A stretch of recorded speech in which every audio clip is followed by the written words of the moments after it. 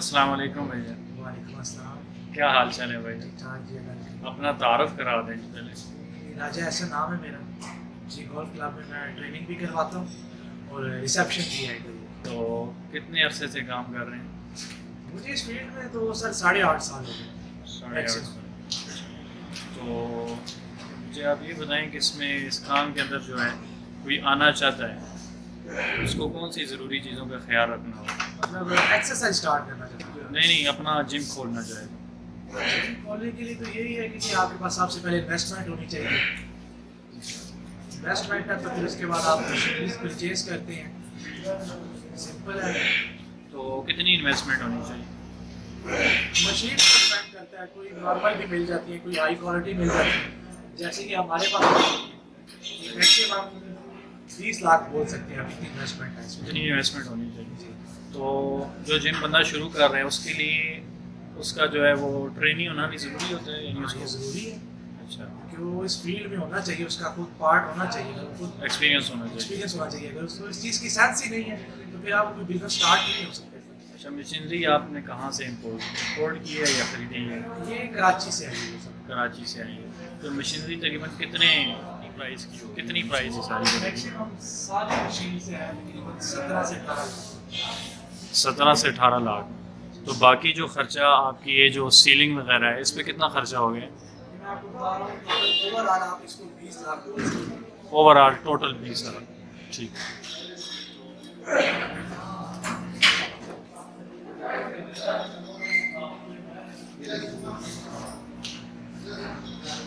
Chest press, ये chest press machine होती है। अच्छा,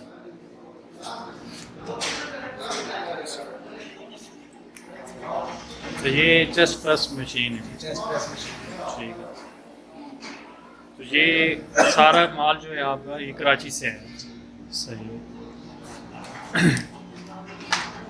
ये जो है ये चेस्ट के लिए है, इसको बटरफ्लाई बोलते हैं।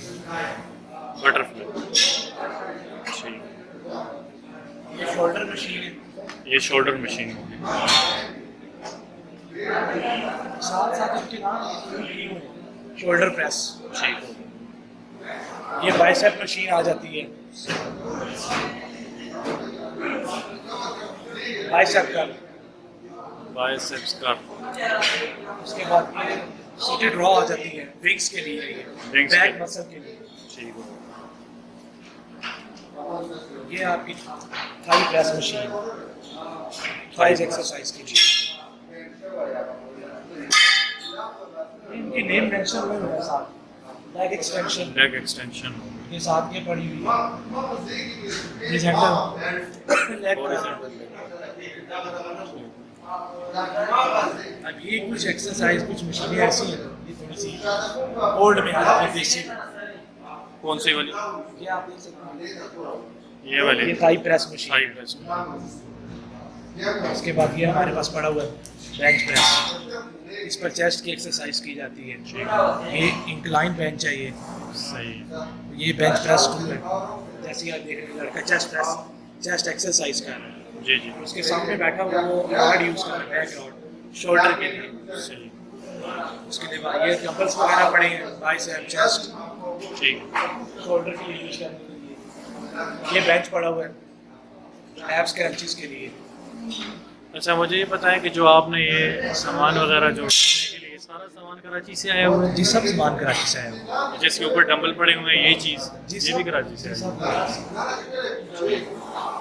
तो ये तरीक़ाकार क्या है अगर कोई मंगवाना चाहे तो, अपना जिम ओपन करना चाहे, क्या तरीक़ाकार होगा इसके सर लिए? आपको जाना पड़ेगा, विजिट करना पड़ेगा, सब चीज़ें जाके देखनी पड़ेंगी, उसके बाद ही आप ये चीज़ें देखेंगे। ऑनलाइन मंगाना ये वो और चीज़ें हैं क्योंकि ये सामान है सर, इसके लिए आपको कुछ जाना बहुत ज़रूरी है। सही। इसके बाद और इसमें क्या क्या अखराजात वगैरह हो जाते हैं डेली के रूटीन के अखराजात? इसमें वायर्स इशू आ जाते हैं, अच्छा, वेट डैमेज हो जाता है। सही। बस ये नॉर्मली वायर शेड की सेटिंग करनी पड़ती है, ऑयलिंग करनी पड़ती है। इनकी मेंटेनेंस कॉस्ट कितनी आती है? मैक्सिमम अगर आप एक मशीन का बोलें तो 1000 1000 जी मंथली?